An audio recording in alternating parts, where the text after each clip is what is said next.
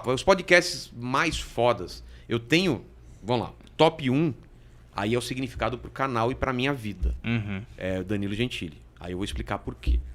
Eu tava muito doente no dia, tava com febre, uma noite. Ele já tinha desmarcado uma vez porque ele falou assim, Vilela, eu tô saindo de noite, tá marcado hoje, tipo meia-noite. Eu tô muito cansado e eu quero que renda muito pra você essa entrevista. Posso ir aí e a gente fazer. Eu preferi outro dia pra eu estar legal e render pra caramba. Eu falei, cara, tranquilo. Eu achei do caralho ele falar isso. A gente marcou tipo na mesma semana ou na outra semana uma sexta-feira. E ele ia no sábado uma live no Flow. Aí eu falei, fudeu, né, cara?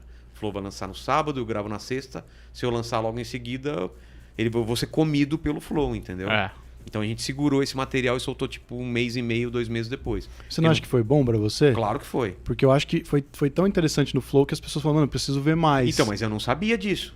Quando eu gravei com ele, eu não sabia como ia ser no Flow. Eu não sabia. E foi um estouro. Acho não, é o maior número de views acho que tem sim, do Flow. Do seu canal. E eu sabia que lá ia ser mais zoeira. Ele me falou que ele tá pensando e tal. E o nosso foi um papo extremamente profundo, né? Profundo, e a gente intenso, mergulhou e tal. Tenso em alguns momentos e tal. Então, assim, esse foi importante porque o Danilo mudou a minha vida, assim. Tipo, eu tava muito mal. Eu não falei nada disso pra ele, para não colocar... Senão a gente coloca uma pressão no cara. Sim. Entendeu? Eu simplesmente era um canal de 10 mil inscritos, talvez. 12 mil. No máximo 15 mil eu tinha quando ele foi lá. Cara, ele não precisava ir. Se fosse outros caras aí, ele fala, não, na cabeça dele, vou esperar o canal crescer. Quando ele crescer, eu vou. Não vou agora no começo. Tem muitos assim, ele foi lá. Eu sei, eu tô falando isso tá ligado. que acontece comigo. Né? Que não quiseram ir no começo e agora querem. Pois é. Sim. Isso é. E aí eu falei, Danilo, tá começando o canal. Ele falou, não, relaxa. Tem que funcionar pra você. Então, cara, eu devo muito a ele porque assim, eu tava ano passado sem conseguir pagar minhas contas. Não conseguia pagar minhas contas. Já vinha antes da pandemia. Não posso jogar só na culpa na pandemia. Os meus shows já não estavam conseguindo bater com as contas que eu tinha. Entendeu? E minhas contas não são muito caras, não. Não tenho... Grandes luxos. Grandes luxos. Sim, eu tenho uma... como eu tenho filho, você sabe, é o plano de saúde, é a escolinha, não sei o quê. Tava assim, sempre no limite. Faltava aquele cartão que você vai pagando e não sei o quê. Eu já tava preocupado. Ia dar aula, voltar a dar aula de roteiro. Até para cobrir isso daí. Porque eu falei, só de stand-up não vai dar para fazer. Não tô fazendo tanto solo quanto fazia antes. E aí veio a pandemia, aí entrei em desespero. Não sei como vocês foram, mas eu entrei em desespero mesmo. Isso aqui também é fruto do desespero. Exato. Então, aí eu falei, cara, o que eu vou fazer? Caíram, sei lá, eu tinha 20, 30, 50 shows, não sei. Caíram todos, tinha evento, caiu. E aí passou 2, 3 meses, eu não sabia o que fazer. Então, quando eu decidi fazer podcast, mais lá pra frente e tal, e ele foi lá, ele me deu a chance de eu poder viver de outra coisa. Hoje em dia o podcast paga minhas contas, entendeu? Então, por isso que virou a minha prioridade. Não é que eu vou parar de fazer show, eu só faço show sábado e domingo. Porque eu crio também um pouco mais de... Como chama isso? De você não estar... tão fácil, né? Uma escassez. Ou seja, quem quiser me ver agora é só sábado e domingo, em show solo, uma participação, porque antes eu fazia show quase todo dia. E eu tenho de segunda a sexta para fazer o meu programa, que é o meu barato, entendeu? Então eu agradeço imensamente ao Danilo, já falei isso para ele. E eu agradeço que ele me deu uma chance de ter uma nova carreira, entendeu? Coisa que eu já estava meio encanado. Falei, cara, não vou conseguir viver de comédia. Viver até hoje tão bem com isso. Sempre foi tão bem, mas por que tá ruim agora? Porque né? A gente deu uma mudada no cenário. Uma crise, né? Uma crise, né? Tem menos lugares, tem mais gente fazendo. Poucas pessoas conseguem fazer solos de fazer 2, 3 sessões. E eu fazia bastante, agora tô fazendo menos. Então, foi um monte de coisas que estavam me levando meio pro desânimo. Desânimo não é assim, tipo, vou parar de fazer stand-up. Mas o que eu vou fazer além do stand-up? É dar aula. Aí eu escrevi meu livro. Eu já estava escrevendo antes da pandemia. Terminei meu livro, terminei quadrinho. Falei, cara, eu vou me mexer. Então, eu acordei pra vida e o podcast foi isso. Só que antes do Danilo, eu não tinha um canal. Eu tinha um negócio lá que tava... Promissor, mas ainda... Eu gostava, todo mundo que entrava gostava, mas eu não tinha chamado a atenção. Quando o Danilo foi, isso que você falou tem a ver, ele foi um arregaço tão grande no Flow que a galera falou, caralho, cara, o que ele vai fazer agora? A galera não sabia que tinha sido gravado antes do Flow.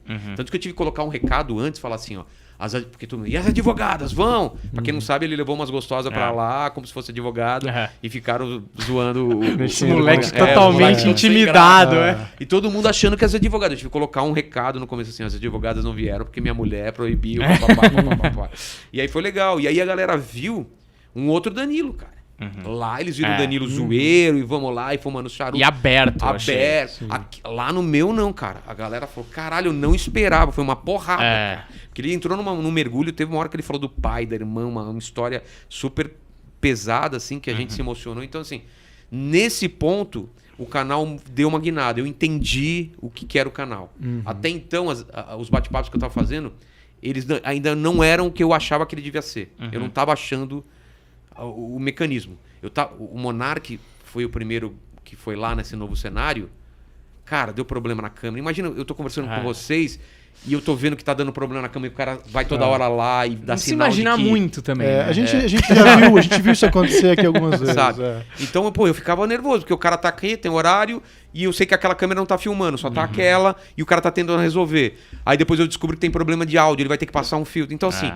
Com o Monark, eu até quero levar ele de novo, porque, cara, eu não rendi porque eu tava com a minha cabeça tava nele e tava em outras coisas, entendeu?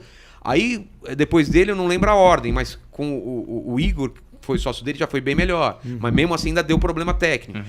Cara, quando a gente resolveu todos os problemas técnicos, cara, foi a melhor coisa do mundo. Tipo, eu só pensar na conversa. Ficou à vontade. Aí foi do caralho. Então, Danilo. Primeiro lugar. Segundo lugar, cara, eu mudei. Foi o Eros, tava o Lucas Sério? Salles.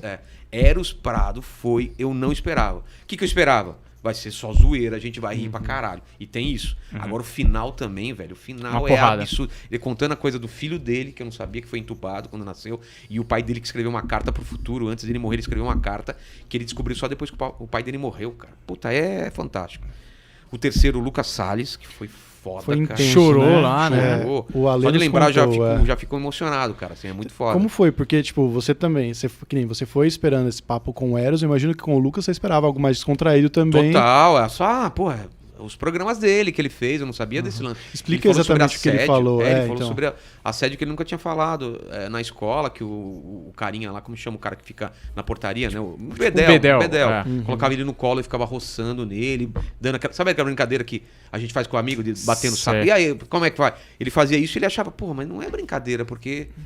Sei lá, então ele achava um pouco mais diferente. Anos, e ele se sentiu culpado muitas vezes por não ter falado nada pra ninguém e pensando que esse cara pode e deve ter feito isso com outras crianças. Ou quantas crianças ele podia acessar. Eu falei, cara, você era uma criança, velho. Como você pode se culpar se você não tinha esse discernimento que você tem hoje?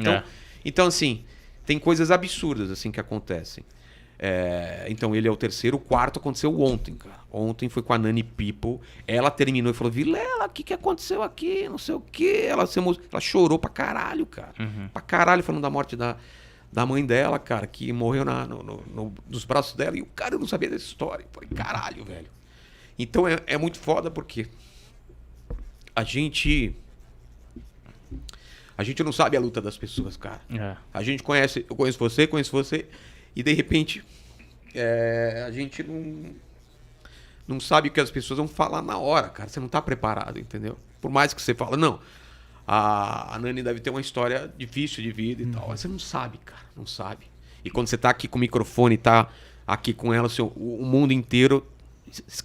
Ela falou, eu esqueci que eu tava sendo gravado, cara. Eu esqueci que a gente tava com 8 mil pessoas, 10 mil pessoas, sei lá quanto tava aqui assistindo a gente. Ela falou, eu esqueci. Durante, sei lá, pelo menos 2 horas aqui eu esqueci, cara. E eu tava com ela, cara, sabe, assim.